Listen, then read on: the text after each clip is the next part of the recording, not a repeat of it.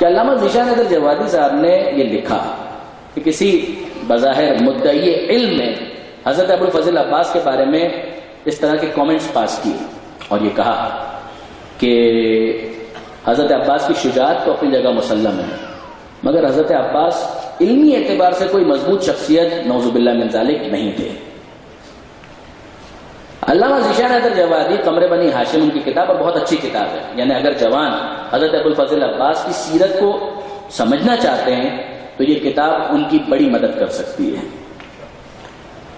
انہوں نے لکھا کہ وہی شخص وہ جو مدعی علم تھا اس نے خواب میں حضرت ابوالفضل عباس کو دیکھا۔ اب حضرت عباس نے کیا کہا وہ میں آپ کی خدمت میں عرض کرتا ہوں۔ لعاب معصوم کا اثر کیا ہوتا ہے؟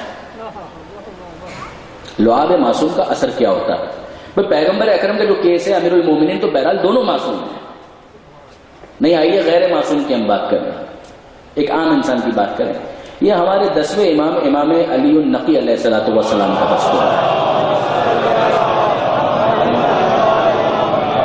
راوی کا نام ہے ابو ہاشم جعفری۔ بہت سی روایات ابو ہاشم جعفری کے ذریعے سے ہمارے 10ویں امام کی ہم تک پہنچی ہیں۔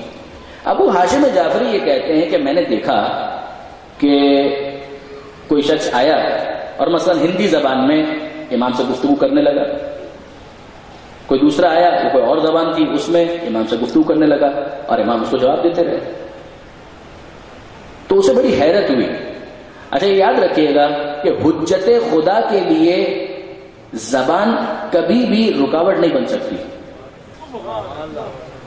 جب وہ حجت خدا ہے اور تمام انسانوں کے اوپر حجت ہے تو انسان جو جو زبان بولتے ہیں وہ تمام زبانیں اس کے لیے سمجھنا اور اس میں گفتگو کرنا اس کے لیے کسی قسم کی مشکل نہیں ہے، کوئی پرابلم نہیں۔ اس نے حیرت کا مظاہرہ کیا، اس نے کہا کہ مولا یہ شخص آیا وہ اپنی زبان میں بات کر رہا تھا اور آپ نے اسی کی زبان میں اس کو جواب دیا۔ اب امام کیا کر رہے ہیں؟ امام نے کہا اے ابو ہاشم جعفری ذرا یہ کنکر تو اٹھانا۔ اس نے کنکر اٹھایا، امام نے اس کنکر کو اپنے منہ میں رکھا، اس کنکر سے لعاب مخلوط ہوا اور اس کے بعد امام نے کہا اے ابو ہاشم جعفری ذرا اب یہ کنکر اپنی زبان پر تو رکھنا۔ جیسے ابو ہاشم جعفری نے اپنی زبان پر وہ کنکر رکھا وہ کہتا ہے کہ اس کے بعد میں 70 زبانوں کا ماہر ہو گیا۔ اعجاز ہے، کرامت ہے کہ میں 70 زبانوں کا ماہر ہو گیا، یعنی 10ویں امام کا لعاب کنکر سے مخلوط ہو کر اگر ابو ہاشم کے دہن تک پہنچے تو اس کی یہ تاثیر ہوتی ہے، اس کی علم کی کیا بات ہوگی کہ جس کے دہن میں حسین کا لعاب کنکر کے ذریعے نہیں براہ راست پہنچا ہے۔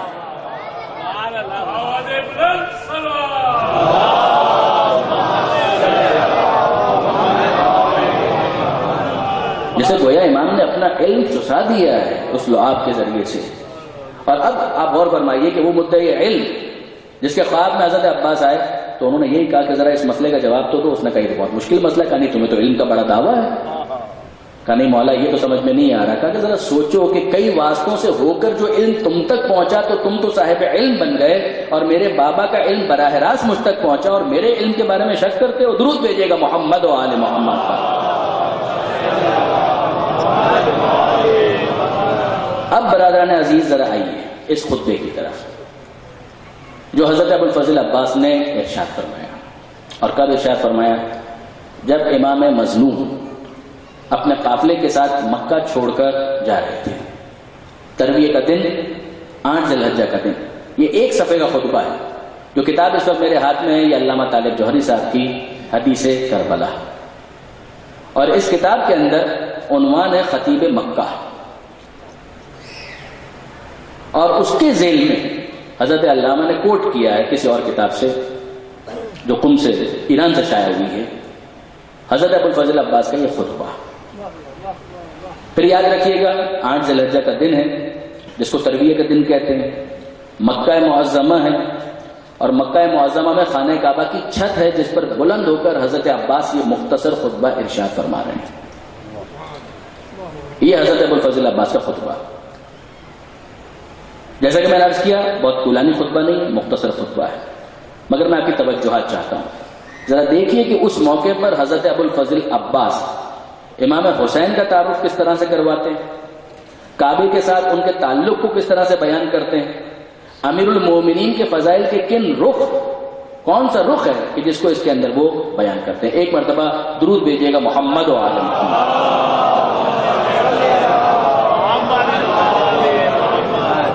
فرماتے ہیں بسم اللہ الرحمن الرحیم، شروع اللہ کے نام سے جو رحمان ہے رحیم ہے۔ الحمدللہ الذی، تمام حمد تعریفیں اس خدا کے لیے، خانہ کعبہ کی چھت پر کھڑے ہیں، فرماتے ہیں تمام تعریفیں اس اللہ کے لیے کہ شرف ھذا بقدوم ابی ہے، کہ جس نے اس خانہ کعبہ کو حسین کے بابا کے قدموں سے عظمت عطا کی۔ شرف ھذا، اس کے شرف میں اضافہ کیا بقدوم ابی ہے۔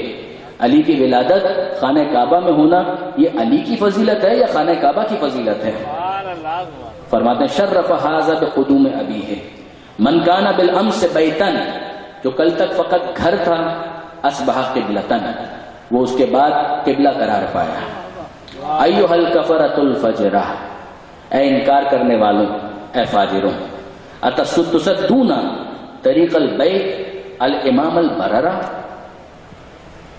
تم نیکی کے امام کی راہ میں رکاوٹ بنتے ہو کہ وہ اس عبادت حج کو انجام نہ دے سکے، تم اس کی راہ میں رکاوٹ بن رہے ہو۔ من ہوا احق بہ من سائر البریہ ومن ہوا ادنی بہ، ساری دنیا میں کون ہے جو ان سے زیادہ کعبے کا مستحق اور ان سے زیادہ اس سے قریب ہو؟ اگر اللہ کی واضح حکمتیں، بلند اسرار اور امتحان خلق درمیان میں نہ ہوتے تو حسین کے قریب جانے سے پہلے کعبہ ان کے پاس اڑ کے آ جاتا۔ لوگ حجر اسود کو چومتے ہیں اور حجر اسود ان کے ہاتھوں کو بوسہ دیتا ہے۔ اگر میرے آقا کے ارادے اللہ کی مشیت کے پابند نہ ہوتے تو میں تم پر اس طرح سے جھپٹ پڑتا جیسے غضبناک باز اڑتی ہوئی چڑیوں پر جھپٹتا ہے۔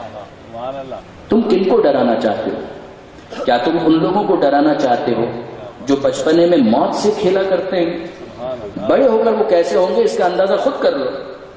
دوسروں کے ساتھ خود میں اپنے آپ کو اپنے عزیز ترین رفقا کے ساتھ مخلوقات کے اس سید و سردار پر فدا کرنے کا تہیہ کر چکا ہوں۔ پھر فرماتے ہیں ہیہات، افسوس، دیکھو اور پھر دیکھو، غور کرو، شراب خور کون ہے اور حوض کوثر کا مالک کون ہے؟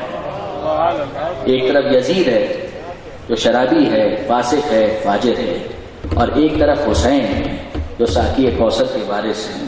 وہ کون ہے کہ جس کے گھر میں بدمست مغنی ہے، اور وہ کون ہے جن کے گھر میں وحی قرآن کا بصیرہ ہے؟ وہ کون ہے جس کے گھر میں لہو و نجاست کا پڑاؤ ہے، اور وہ کون ہے جس کے گھر میں تطہیر اور آیت کا قیام ہے؟ تم اسی دھوکے میں مبتلا ہو جس میں قریش مبتلا تھے، یعنی یہ جس دھوکے میں تم مبتلا ہو اسی دھوکے میں قریش بھی مبتلا تھے۔ وہ رسول اللہ کو قتل کرنا چاہتے تھے اور تم رسول اللہ کے وارث حسین کو قتل کرنا چاہتے ہو۔ یاد رکھو، جب تک علی زندہ رہے کوئی رسول کو قتل نہ کر سکا، جب تک میں زندہ ہوں کوئی حسین کو قتل نہیں کر سکتا۔ کس کی مجال ہے کہ حسین کو نقصان پہنچا سکے؟ اور اگر تم حسین کو نقصان پہنچانا چاہتے ہو، میں تمہیں بتاتا ہوں، آؤ اور آگے بڑھ کر پہلے میری گردن پر وار کرو، جب تک میں زندہ ہوں تمہارے لیے ممکن نہیں ہو سکتا۔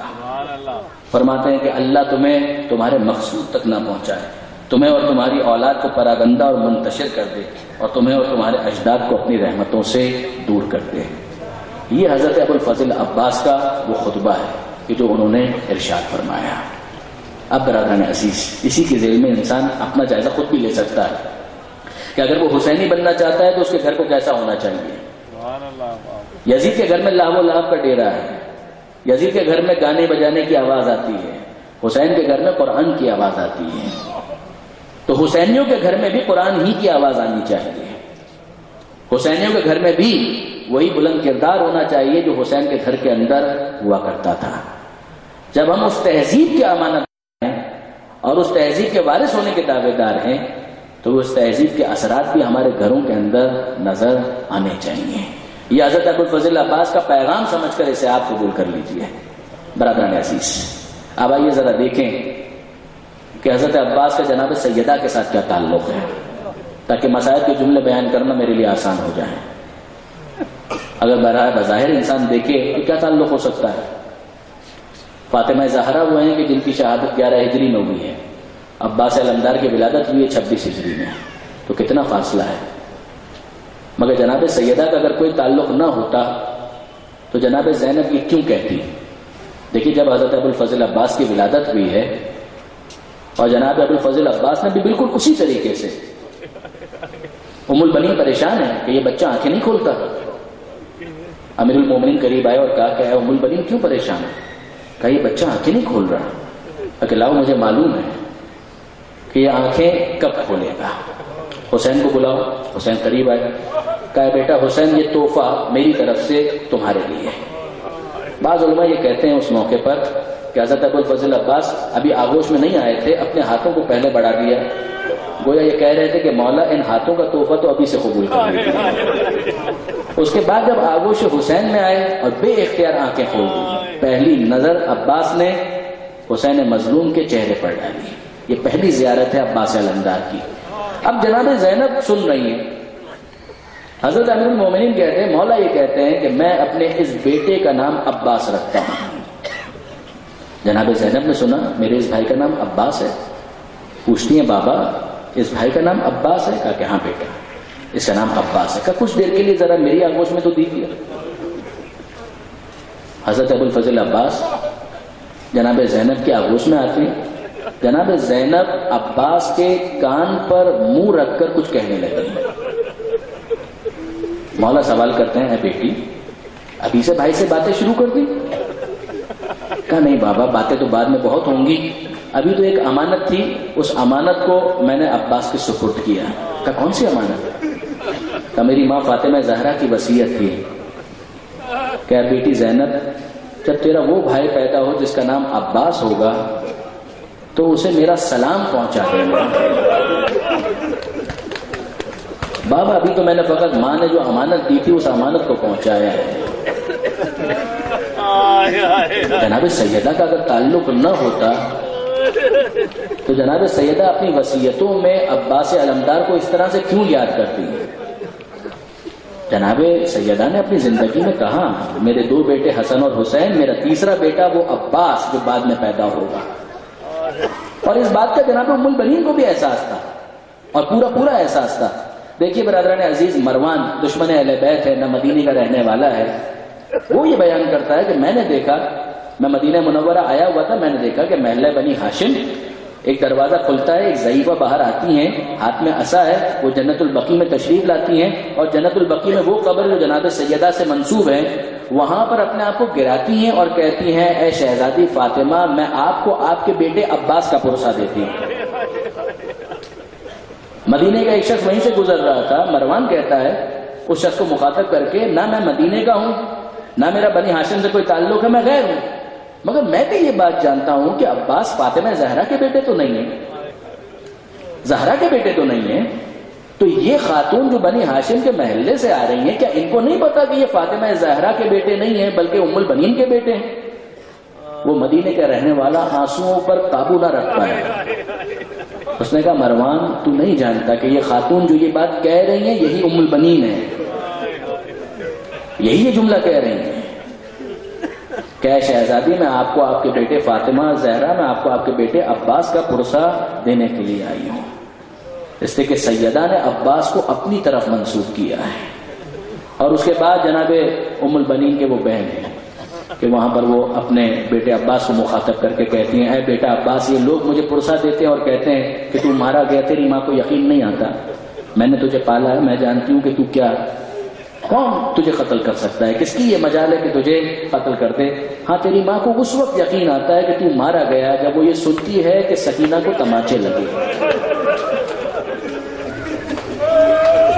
پھر مجھے یقین آ جاتا ہے کہ ہاں واقعا اگر تو ہوتا تو کس کی مجال تھی کہ سکینہ کو تماچے مارے، اور مجھے اور زیادہ یقین آ جاتا ہے جب میں سنتی ہوں کہ زینب کی چادر چھینی گئی، اگر تو موجود ہوتا تو کس کی یہ مجال تھی؟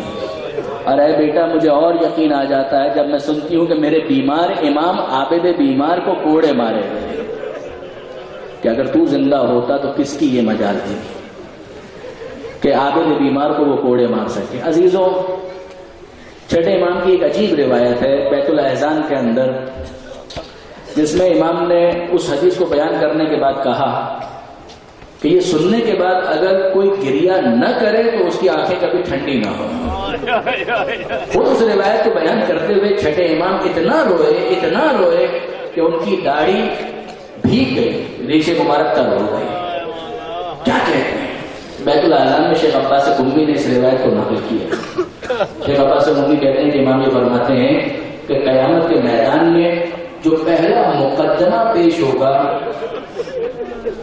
وہ زہرا کے اس بیٹے کا پیش ہوگا کہ جس کا نام تھا محسن.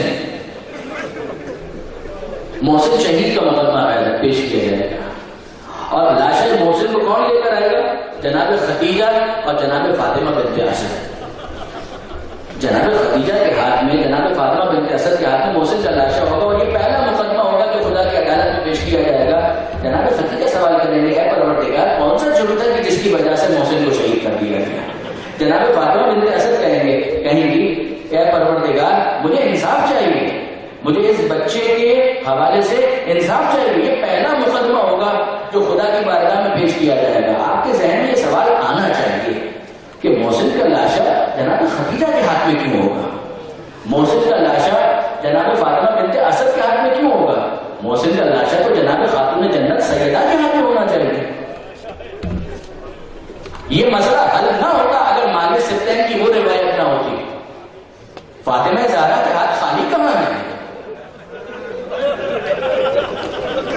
محسن کا لاشا بنت اسد کے ہاتھ میں ہے، خدیجہ کے ہاتھ میں ہے، زہرا کے ہاتھ میں نہیں ہے. کیوں؟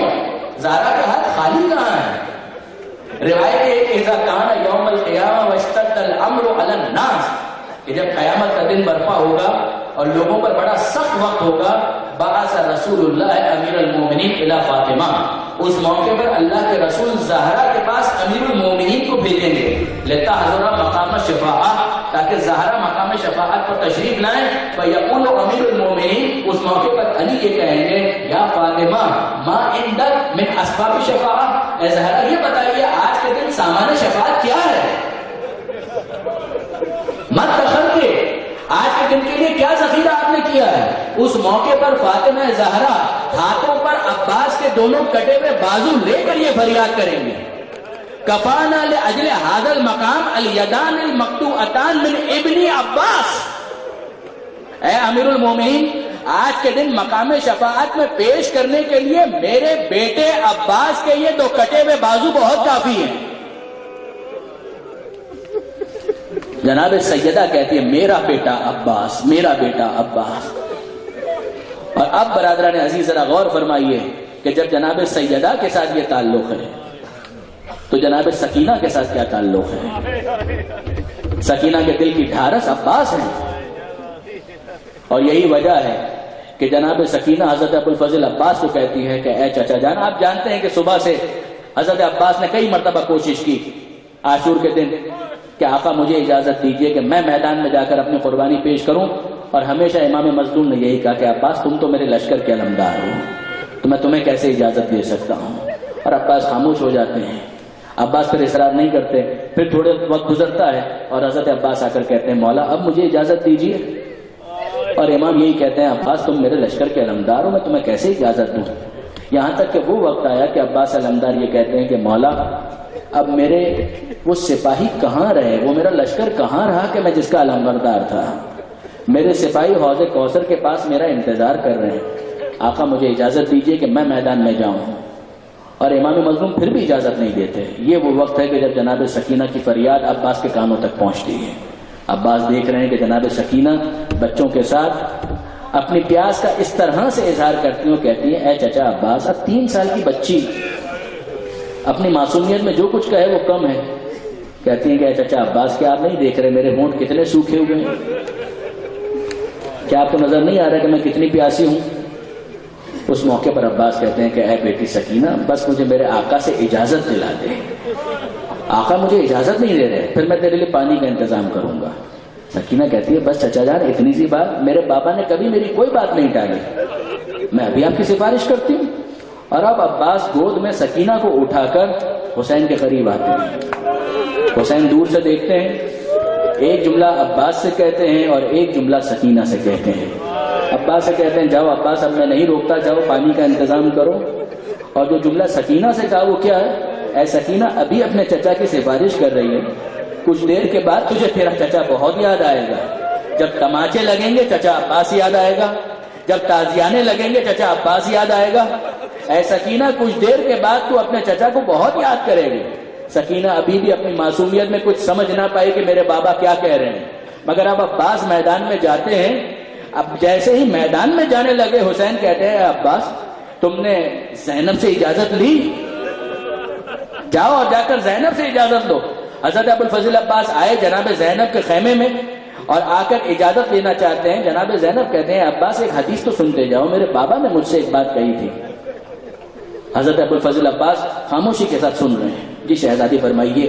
کہا میرے بابا نے کہا تھا اے زینب اس کوفے میں کہ جہاں بڑے آرام سے رہ رہی ہے, ایک وقت ایسا آئے گا کہ جب اسی کوفے کے اندر اس طرح سے لایا جائے گا کہ تیرے بازوؤں میں رسی بندھی ہوئی ہوگی. اے عباس میرے بابا نے جب کہا تھا تو مجھے یقین تھا کہ ایسا ہونا تو ہے, مگر جب میرے بھائیوں کی تعداد بڑھتی چلی گئی اور جب تجھ جیسا بھائی پیدا ہوا تو میں سوچا کرتی تھی کہ اگر کسی کا کوئی ایک بھائی بھی ہو تو کوئی اس کی طرف نظر اٹھا کر نہیں دیکھ سکتا. میرا تجھ جیسا بھائی موجود ہے تو کس کی مجال ہے کہ میرے بازوؤں میں رسی باندھے. مگر آج جب عباس تم جا رہے ہو تو مجھے یقین آ گیا کہ وہ وقت بہت قریب ہے جب زینب کے بازوؤں میں رسی باندھی جائے گی. مگر جاؤ اسلام پر تمہیں قربان کرتی ہوں. عباس چلے میدان میں اور اب بچوں کا کیا عالم ہے. سکینہ تمام بچوں کے ساتھ خیموں سے باہر آ چکی ہے, کوزے سنبھالے ہوئے ہیں اور سکینہ یہ کہہ رہی ہے بچوں پریشان مت ہو, میرا چچا وعدہ کر کے گیا ہے کچھ دیر میں پانی آنے والا ہے. اور جب عباس گھوڑے پر سوار ہو کر آگے بڑھتے جا رہے ہیں, کچھ دیر تک سکینہ کو عباس نظر آئے اور کچھ دیر کے بعد عباس تو نظر نہیں آ رہے مگر علم بہرحال نظر آ رہا ہے. عباس میدان کربلا میں فرات تک پہنچ جاتے ہیں اور جب پلٹنے لگے تو سکینہ پھر بچوں کو ڈھارس دیتی ہے. اے بچوں دیکھا میرے چچا نے پانی بھر لیا ہے, اب کچھ دیر کے بعد یہ پانی ہم تک پہنچنے والا ہے. اب تمہاری پیاس کچھ دیر کی ہے, اس کے بعد تم سب کو پانی ملنے والا ہے. مگر عزیزوں دور سے بس اتنا نظر آیا کہ علم ایک طرف جھکا اور پھر سنبھلا, پھر دوسری طرف جھکا اور پھر سنبھلا, اور پھر وہ وقت آیا کہ جب علم گرا اور یہاں سکینہ نے کوزے پھینک کر یہ کہا اے چچا اب میں پانی نہیں مانگوں گی, مجھے پانی نہیں چاہیے, بس آپ واپس آ جائیے. یہ سکینہ کے جملے اور وہ حسین کا جملہ کمر تھام کر یہ کہتے ہیں الان انکسر ظہری, اے عباس اب میری کمر شکستہ ہو کر رہ گئی, اب کمر ٹوٹ کر رہ گئی. عباس کے قریب پہنچے اور حسین عباس کے سر کو اپنی آغوش میں لیتے ہیں. عزیزوں آپ نے غور کیا عباس کیا کہہ رہے ہیں؟ حسین کہتے ہیں اے بھیا عباس کیا میں کوئی تمہاری وصیت پر عمل کر سکتا ہوں؟ عباس کہتے ہیں مولا میں نے سنا تھا کہ جب پیدا ہوا پہلی نگاہ آپ کے چہرے پر ڈالی, میں اس دنیا سے جاتے ہوئے بھی آخری زیارت آپ کے چہرے کی کرنا چاہتا ہوں, مگر مولا میں کیا کروں, میری ایک آنکھ میں تیر پیوست ہے, دوسری آنکھ میں خون جمع ہوا ہے. اے مولا ذرا آگے بڑھ کر اپنی ابا کے دامن سے میری آنکھ میں موجود خون کو صاف کر دیجئے. اے مولا میں آپ کو اتنی زحمت بھی نہ دیتا, مگر میں کیا کروں, میرے دونوں بازو قلم ہو چکے ہیں, میرے دونوں بازو سلامت نہیں ہے. حسین نے ابا کے دامن سے عباس کی آنکھ کے خون کو صاف کیا. عباس نے چہرے کی زیارت کی, اس دنیا سے رخصت ہوئے.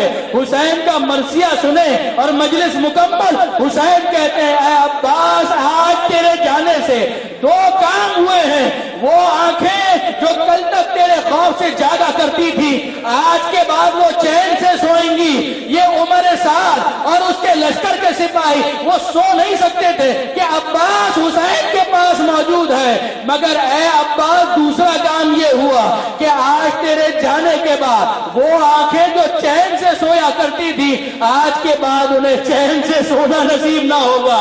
اے عباس تیرے وجود کی وجہ سے زینب کو نیند آ جاتی تھی, کلثوم کو نیند آ جاتی تھی، سکینہ کو نیند آ جاتی تھی، آج کے بعد نہ زینب سو سکے گی نہ سکینہ